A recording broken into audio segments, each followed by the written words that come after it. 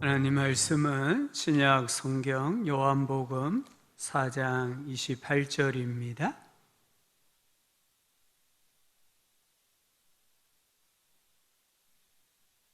신약 성경 148쪽 요한복음 4장 28절부터 30절까지 말씀을 다 함께 읽도록 하겠습니다.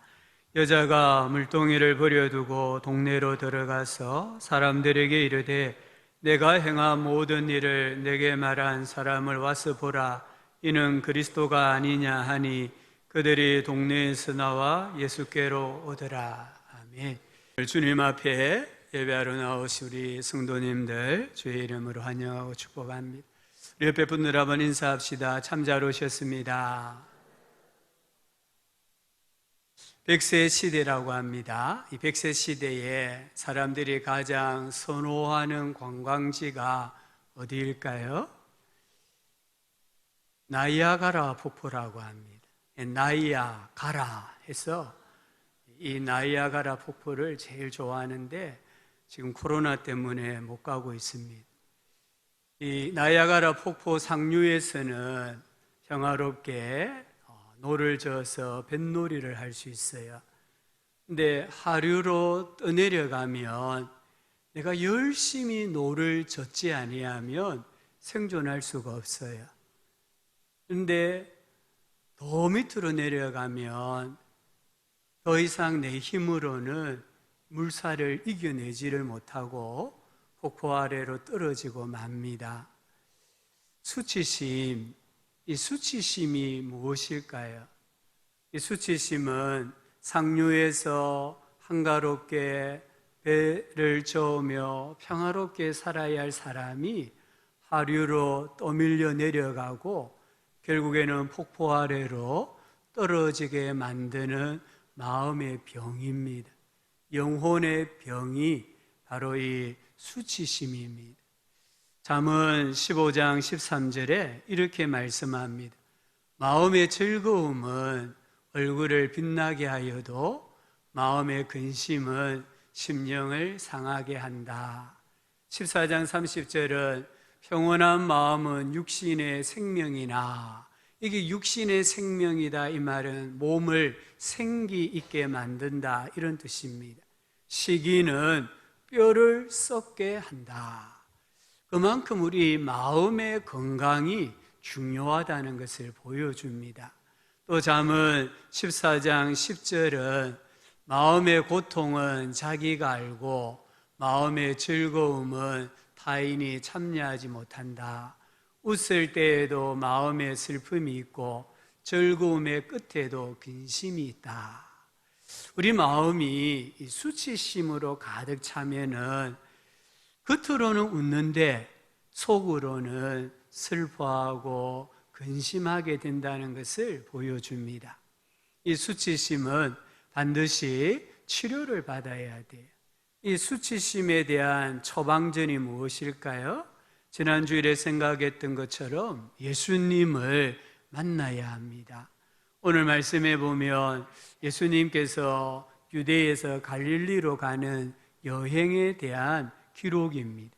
4장 3절과 4절에 보면 예수님께서 유대에서 갈릴리로 가시려고 하는데 사마리아를 통과하여야 하겠는지라 이렇게 말씀을 합니다. 유대에서 갈릴리로 가는 길은 여러 갈래가 있다는 겁니다. 그런데 예수님께서는 굳이 사마리아를 지나가야 되겠다라고 계획을 세우시고 결심을 했다는 겁니다. 왜 그렇습니까? 아니, 예수님이 사마리아로 가서 북쪽에 있는 갈릴리로 가는 게 뭐가 중요합니까? 그런데 성경은 기록을 해놓은 거예요. 왜냐하면 4장 9절을 보면 유대인은 사마리아인과 상종하지 않았다라고 했습니다.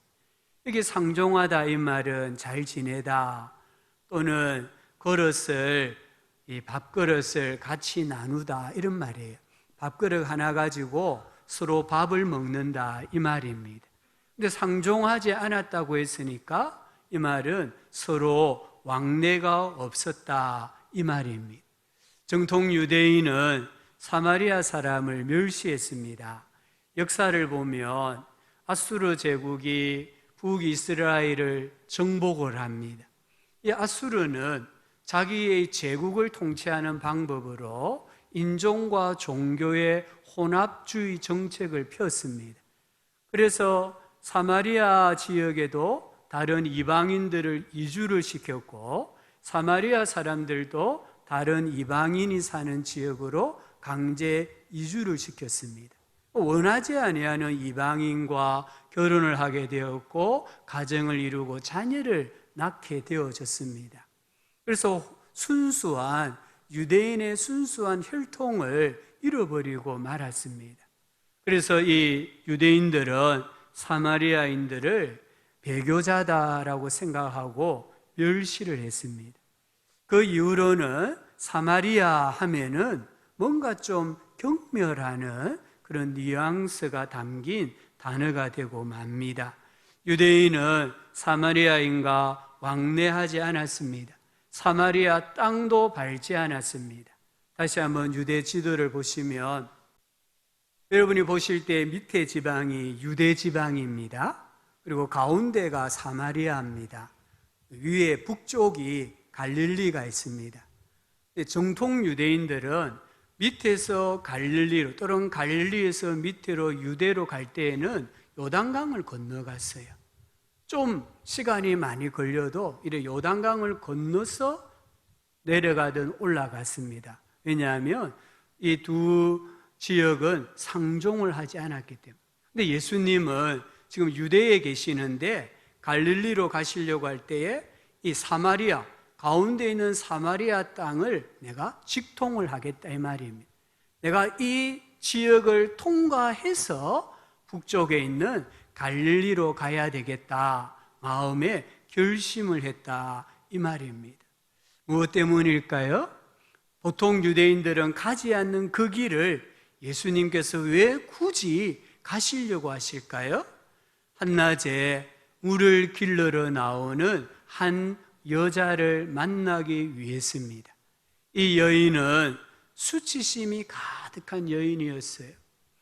사마리아에서 산다는 그 자체가 어떤 의미에서는 떳떳하지 못하고 자랑스럽지 못했습니다. 근데 이 여인은 결혼 생활이 온전하지를 못했어요. 남편이 5이나 있었고 지금 살고 있는 남자도 정식 남편이 아닙니다. 그래서 유대의 풍습상 낮잠을 자는 시간에 홀로 물을 길러러 오는 겁니다. 열대 지방에 가면 12시부터 2시까지는 취침 시간입니다. 날이 너무 덥기 때문에 모든 관공서도 이때는 문을 닫고 잠을 자요. 모든 사람이 잠을 자야 할 그 시간에 이 여인은 홀로 물을 길러러 우물가에 왔습니다. 여기 정오, 홀로 강조하는 말입니다. 이 여인의 심리를 보여줍니다.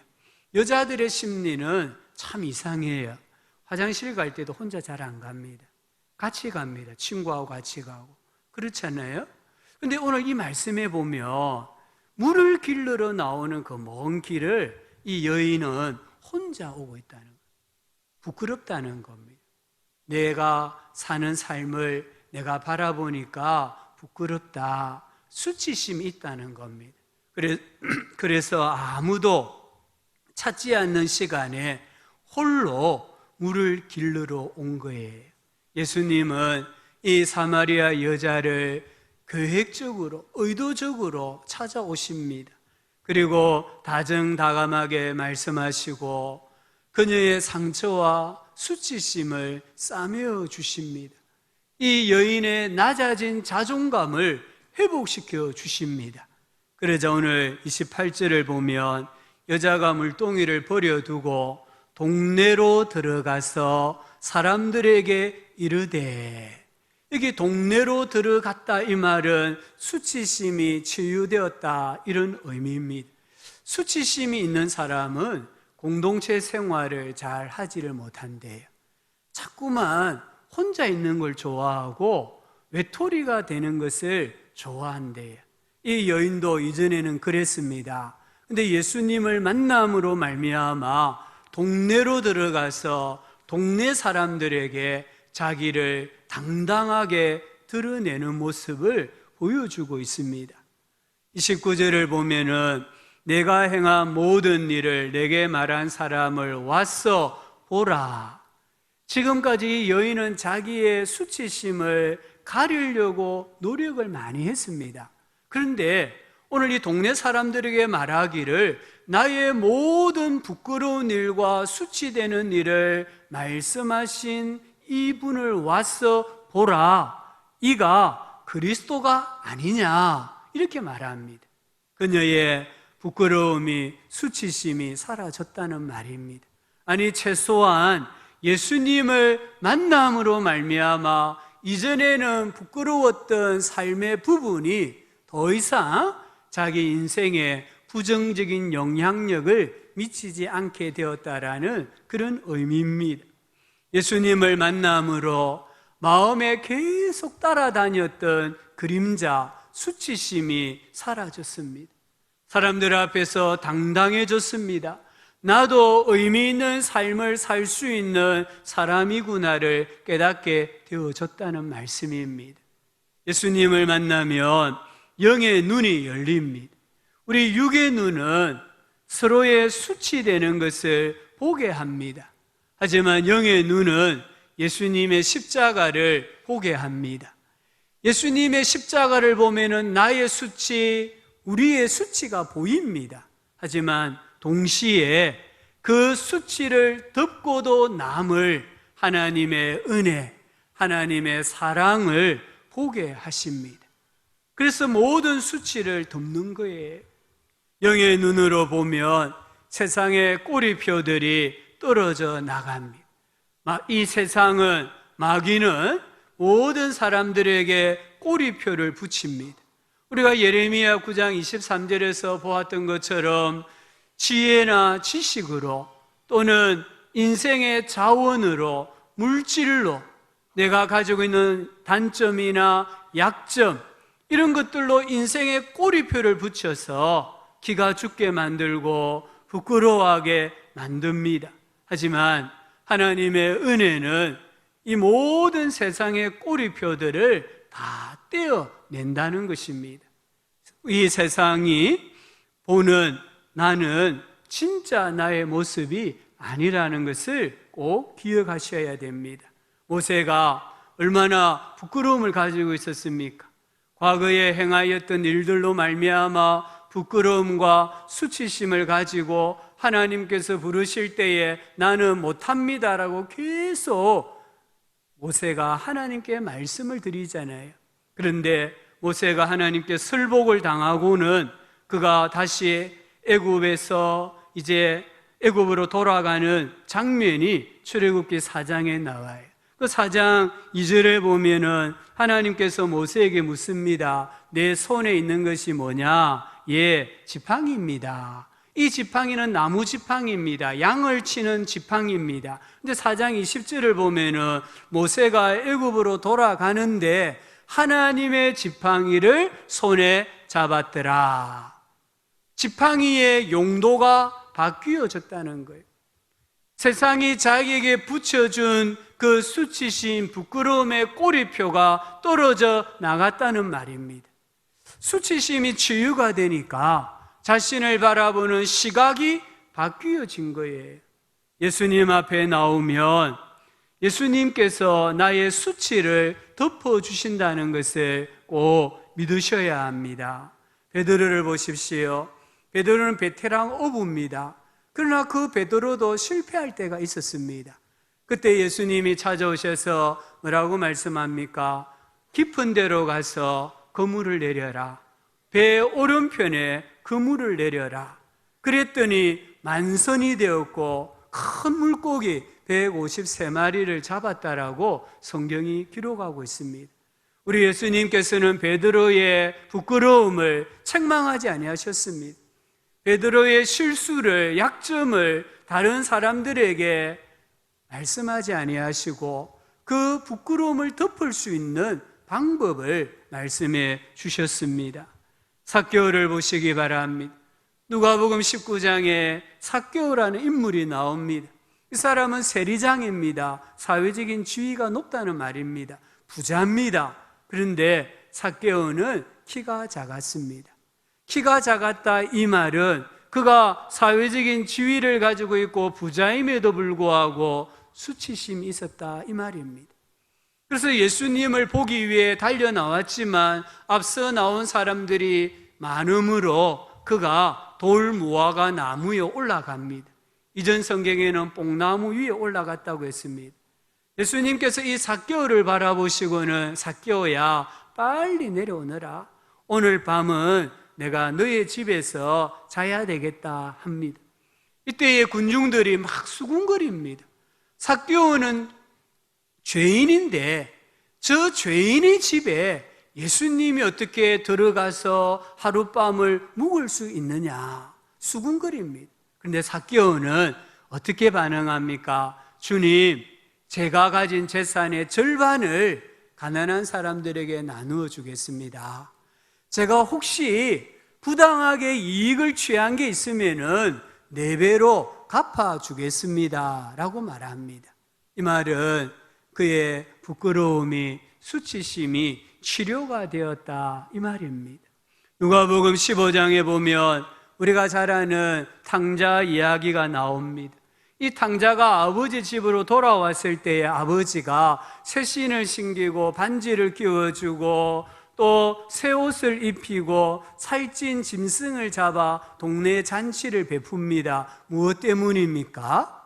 이 아버지가 아들의 부끄러움을, 수치심을 덮어주는 거예요. 아들의 지위를 회복시켜 주므로 이 아들이 부끄러워하지 아니하도록, 수치심을 가지지 아니하도록 아버지가 모든 것을 베푸는 것을 봅니다.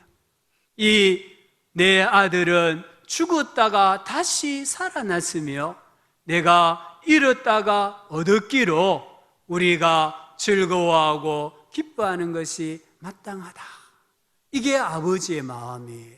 우리 성도님들, 이 세상에서 가장 중요한 게 무엇인가를 아셔야 돼요. 힘이나 지혜나 물질이 아닙니다. 실력이나 능력이 아닙니다. 가장 소중한 것은 생명입니다. 그리고 관계입니다. 이 생명과 관계라는 것을 안다고 하면 우리가 우리의 자녀들에게 또는 우리가 함께 신앙생활하는 공동체 지체들에게 대하는 방법이 달라질 것입니다. 예수 그리스도를 만나면 주님의 그 십자가의 보혈로 내 인생의 어떤 더러운 것도 상처도 아픔도 부끄러움도 눈물도 다 씻어주시고 깨끗하게 해주시는 줄 믿으시기를 바랍니다. 우리가 가지고 있는 부끄러움과 수치, 이 모든 것을 예수님에게 던지시기 바랍니다. 예수님에게 가지고 나오시기 바랍니다. 그리고 예수님에게 솔직하게 고백하시기를 바랍니다. 그러면 예수님께서 우리의 부끄러움과 수치됨을 다 가지고 가시고 우리에게는 영적인 자유를 주시는 줄 믿습니다. 두 번째는 이 수치심을 치유받으려고 하면 하나님의 사랑을 확신하셔야 돼요. 하나님은 사랑이십니다. 이 성경은 하나님이 우리를 사랑하시는 연애 편지와 같은 겁니다. 하나님께서 성경을 통해 우리에게 뭐라고 말씀하십니까? 이사야 41장 9절과 10절에 보면 내가 땅끝에서 너를 붙들며, 땅끝이 어디예요? 사람들의 관심 받기예요. 그곳에서도 너를 붙들고 땅 모퉁이에서부터 너를 부르고 내게 이르기를 너는 나의 종이다. 내가 너를 택하고 싫어하여 버리지 아니하였다 하였노라. 두려워하지 말라. 내가 너와 함께한다. 놀라지 말라. 나는 너의 하나님이다. 내가 너를 굳세게 한다. 참으로 너를 도와준다. 참으로 나의 의로운 오른손으로 너를 붙든다. 이게 성경이 우리에게 들려주는 하나님의 사랑의 음성입니다. 이사야 43장 1절과 4절에 너는 두려워하지 말라. 내가 너를 구속하였다. 내가 너를 지명하여 불렀다. 너는 내 것이다. 네가 내 눈에. 우리가 하나님의 눈에 보배롭고 존귀하다. 내가 너를 사랑한다. 이렇게 하나님께서 우리에게 지금 들려주고 계십니다. 스바냐 3장 17절은 너희 하나님 여호와가 너희 가운데에 계시니 그는 구원을 베푸실 전능자이시라. 그는 구원을 베푸시는 전능자 하나님을 가리킵니다.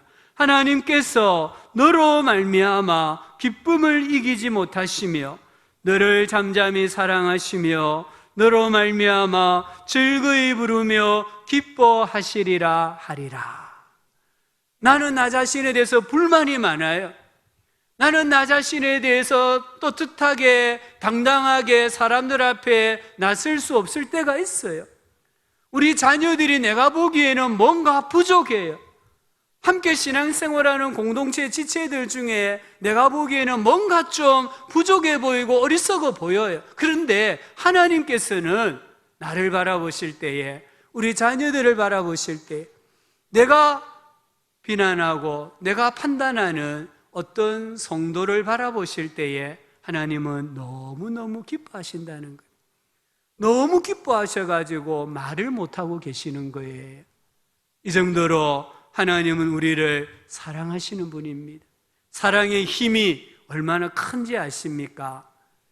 텔레비전 방송 중에 보이스트롯이라는 프로가 있어요. 이 프로에 이제 스타들이 출전을 해서 가수의 꿈을 키우는데요. 연예인 중에 최준용이라는 연예인이 출전을 했어요. 올 보니까 아시겠죠? 이 사람이 이 보이스트롯에 출전하면서 질문지에 이제 여러 질문인데 답을 썼어요. 그 질문 중에 하나가 뭐냐 하면은 소원이 뭡니까? 였어요. 근데 이분이 소원이 뭡니까? 라는 질문에 아내보다 1분만 더 살기를 원합니다. 이게 자기 소원이라는 거예요. 왜 이런 소원을 가지게 되었느냐 물어보니까 자기 아내가 대장에 용종이 3,800개가 있었대요. 3,820몇 개더라고요. 그래서 이 대장을 다 드러냈대요. 그리고 대변 주머니를 차고 생활을 한대요. 근데 이분이 결혼하기 전에, 재혼하는 부인이던데요, 결혼하기 전에 알았느냐? 알았다는 거예요. 그런데 어떻게 결혼했느냐? 사랑하니까. 그래서 지금 만약에 자기가 아내보다 먼저 죽으면 이 아내의 이 대변을 누가 채워주느냐는 거예요. 그래서 아내보다 내가 1분만 더 살고 싶습니다. 이게 이분의 소원이더라고요.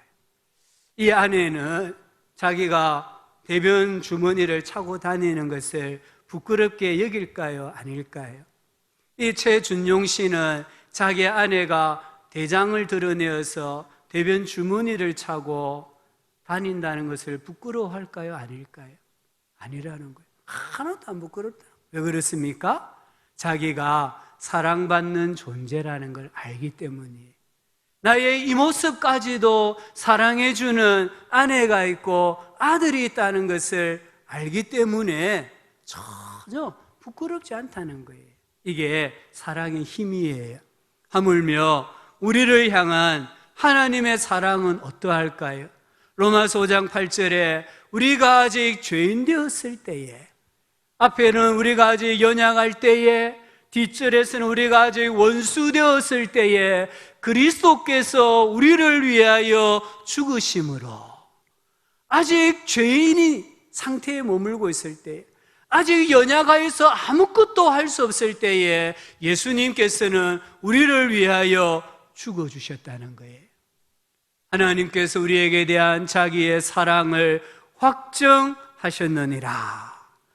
나의 이 모든 수치와 부끄러움과 연약함과 무능력함을 다 짊어지시고 예수님께서 나를 대신하여 죽어주셨다는 것을 믿으시기를 바랍니다. 이 하나님의 사랑에 대한 확신이 있으면은 두려움이 없습니다. 이 하나님의 사랑에 대한 확신이 내 인생의 모든 두려움을 내어 쫓습니다. 내가 가진 것으로 인하여서 부끄러워하십니까? 수치심이 있습니까? 아직 하나님의 사랑을 온전하게 내가 경험하지 못하기 때문입니다. 내가 연약할수록 나를 더 귀히 여겨주시고 나를 사랑하여 주시는 분이 바로 하나님이시고 예수님이심을 꼭 믿으시기를 축복합니다. 세 번째는 이 수치심이 치유를 받으려고 하면 말을 바꾸셔야 돼요. 말은 씨앗이에요. 지금 내 모습, 우리 자녀 모습, 결국에는 내가 한 말, 내가 들은 말의 열매입니다. 인생을 바꾸고 싶으면 말을 바꾸세요. 하나님은 입술의 열매를 창조하시는 분입니다. 우리가 똑같은 환경과 똑같은 처지에서 어떤 말을 사용하느냐가 나의 마음의 건강을 결정짓습니다. 정죄하는 것이나 비판하는 것, 비난하는 것, 불평, 원망, 부정적인 말로는 인생을 바꿀 수가 없습니다. 용서하는 말, 용납하는 말, 용기를 주는 말, 긍정적인 말이 인생을 바꾼다는 거예요. 우리 가정에서, 교회에서 긍정적인 언어를 사용하시기를 바랍니다. 긍정적인 시각을 가지고 긍정적인 말을 할 때에 하나님께서 역사하십니다. 내게 능력 주시는 자 안에서 내가 모든 것을 할 수 있다라고 바울이 고백한 것처럼 여러분의 가정에서, 교회에서 이렇게 고백하실 수 있기를 바랍니다. 제가 어느 가정에 아들이 공부를 못했어요. 고등학교 지나갈 때도 그때는 재수가 있었거든요. 지금은 재수가 없지만 재수를 했었어요. 또 대학 진학에도 실패를 했어요.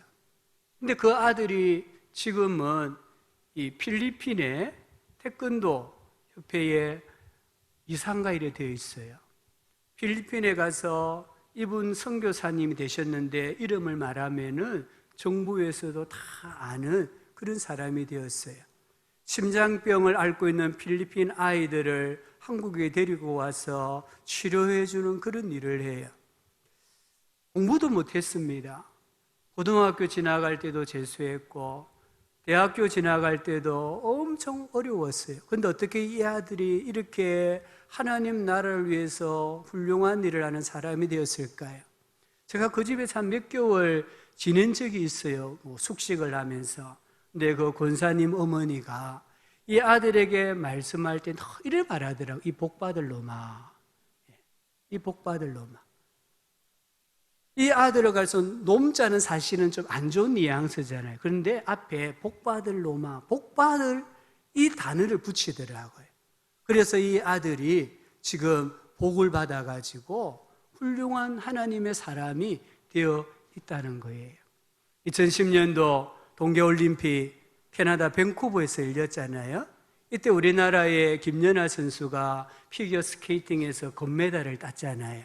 제가 어느 책에 보니까 이 금메달 장면, 연기하는 장면을 보고 한국 해설자와 미국 해설자가 어떻게 다른가를 기록해 놓은 글을 보았어요. 우리 한국 해설자는 김연아 선수가 좀 이렇게 고난도 기술에 성공하면은 트리플 악셀에 성공했습니다. 추가 점수를 받습니다. 이렇게 해설을 해요. 또 실수를 하면 감점이 얼마입니다. 안타깝습니다. 이렇게 해설을 하더래요. 이 우리나라 해설자의 말에는 비평이 들어가 있고 숫자로 사람을 판단하고 다른 선수와 비교해서 말을 하더라는 거예요. 근데 미국 해설자는 김연아 선수의 경기를 보면서 이렇게 해설을 했답니다. 나비 같죠? 천사를 보고 있는 듯 합니다. 제 생애에 저런 연기를 볼 수 있다니 감사할 뿐입니다. 빙판 위에 실크를 깔아놓은 것 같아요. 똑같은 경기잖아요. 그런데 한국 사람과 미국 사람의 말이 너무나 다르더라는 거예요. 오늘 우리가 자기 자신과 가족들에게 마음에 닿도록 말씀을 하셔야 돼요. 오늘 주보에 보면은 도로시 로놀데라는 사람이 쓴 시를 소개해 놓았잖아요. 부질함받으며 자란 아이들은 비난하는 것을 배우고, 미움받으며 자란 아이들은 싸움을 배우고, 놀림받으며 자란 아이들은 수줍음을 배우고, 부끄러워하며 자란 아이들은 죄책감을 배우고, 칭찬받으며 자란 아이들은 자신감을 배우고, 결국에는 내가 중요한 타인으로부터 어떤 말을 들었느냐가 그 아이의 인생의 자아상을, 마음의 건강 상태를 결정짓는다는 것을 보여주고 있습니다. 집에 가셔서 여러분과 여러분의 가족들에게 너는 괜찮은 사람이야, 이렇게 말씀하시기 바랍니다. 나는 무엇이든지 할 수 있어, 하나님께서 함께 하시니까, 이렇게 말하셔야 돼요. 나는 복받은 사람이야, 하나님께서 말씀하셨잖아. 나는 정말 행복한 사람이야, 지금 이렇게 살아있으니까, 이렇게 말할 수 있는 우리 성도님들 되시기를 바랍니다. 마지막으로 하나 더 보면 감사해야 됩니다. 참 감사만큼 우리 마음의 이 상처를 치유하는 게 없어요. 감사는요, 모든 환경을 치유를 해요. 골로새서 3장 17절에 무엇을 하든지 말에나 일에나 다 주 예수의 이름으로 하고 그를 힘입어 하나님 아버지께 감사해라. 내 마음에 부끄러움이 많습니까? 감사를 많이 하십시오. 내게 숨기고 싶은 상처가 있고 수치심이 있습니까? 감사하시기 바랍니다. 그러면요, 이 수치심이 눈 녹듯이 녹아집니다. 이지선 씨 혹시 아십니까? 이분은 2000년 7월에 7중 추돌 사고로 전신 55%, 몸의 절반 이상이죠. 전신 55%의 3도 중화상을 입었습니다. 그때 이화여대 4학년 재학생이었어요. 30번의 수술을 하고 재활 치료를 받았어요. 그 후에 이분이 미국에 유학을 가서 사회복지학 박사 학위를 받았고 2017년도부터 한동대학교에서 교수로 있습니다. 이분의 간증집에 자기가 저렇게 사고를 만났을 때 가장 많이 들었던 말이 뭐냐면 저러고도 살 수 있을까 였대요. 저 고운 피부가 저렇게 흉측하게 변했잖아요. 그러니까 사람들이 너 그러고도 살 수 있겠느냐, 이 질문이었대요. 이번에 간증집에 이렇게 간증을 해놓았는데 제가 한번 읽어볼게요. 저러고도 살 수 있을까? 네, 이러고도 삽니다.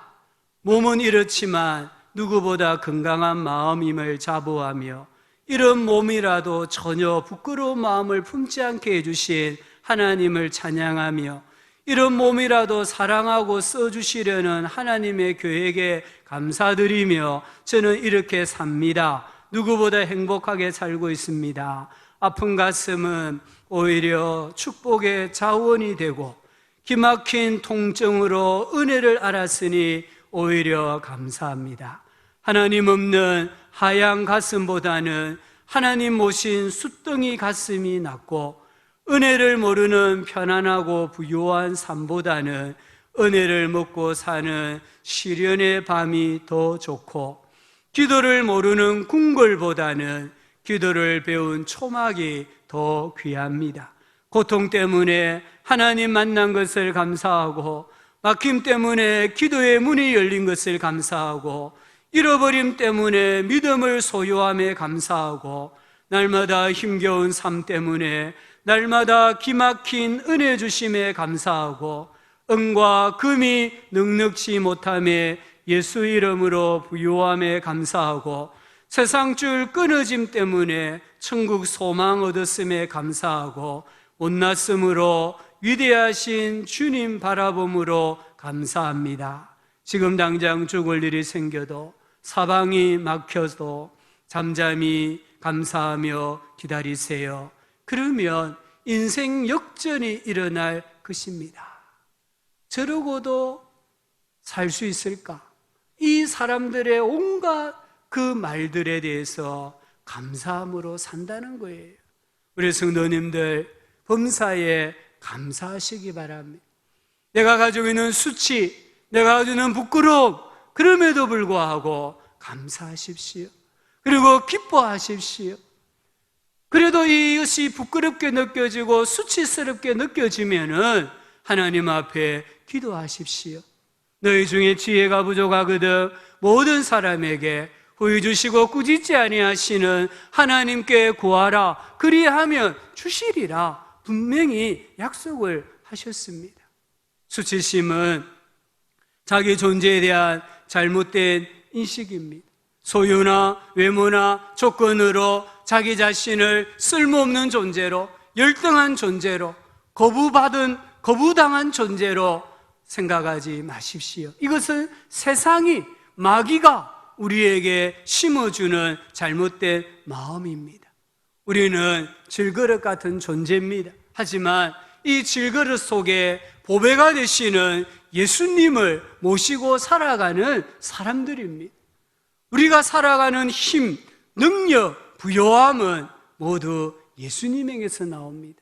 그러므로 우리가 나의 수치보다, 열등감보다 하나님의 은혜가 더 크다는 것을 기억하고 내게 주어진 환경, 내게 주어진 능력, 내게 주어진 실력 감사하고 기뻐하고 기도하시기 바랍니다. 그리고 그 수치됨까지도 사랑하시기 바랍니다. 내게 지금 주어진 환경, 내게 주어진 부모님, 내게 주어진 자녀, 내게 주어진 모든 삶의 환경들까지 감사하고 사랑하시기 바랍니다. 그럴 때에 나의 수치심이 눈 녹듯이 녹아지고 하늘문이 열리고 은혜의 소낙비가 내리고 내 인생에 복락의 강수가 흘러 넘치는 하나님의 역사가 일어나게 될 것입니다. 그래야 우리 모든 성도님들 영혼이 잘 되시고 범사가 잘 되고 강건하기를 주 예수 그리스도의 이름으로 축원합니다. 하나님 아버지, 오늘 우리의 마음이 너무 아파합니다. 세상이 가지고 있는 지혜나 힘이나 물질이 없어서 우리가 자꾸만 어둠 속으로 숨어버리려고 합니다. 하나님이 원하시는 우리의 삶이 아님을 깨닫게 하여 주시고, 아버지 하나님, 주님께로 나의 모든 삶의 수치와 부끄러움을 가지고 나오게 해주시기를 원합니다. 그리고 주님의 사랑을 듬뿍 받게 해주시기를 원합니다. 그리하여서 나도 너도 우리 모두가 치유를 받아서 하늘의 문이 열리고 은혜의 소낙비가 내려지고 복락의 강수가 흘러넘치는 그런 삶을 회복하게 하여 주시옵소서. 특별히 우리 자녀들 수치심을 하나님 치유하여 주시옵소서. 우리 가운데 마음이 상한 자를 치유하여 주시옵소서. 세상적인 것 때문에, 세상의 꼬리표 때문에 마음 아파하는 자들을 하나님 아버지 치유하여 주시고 우리를 사랑하여 주시는 하나님을 만나게 하여 주시옵소서. 우리를 찾아와 만나 주시옵소서. 감사합니다. 예수님의 이름으로 기도합니다. 아멘.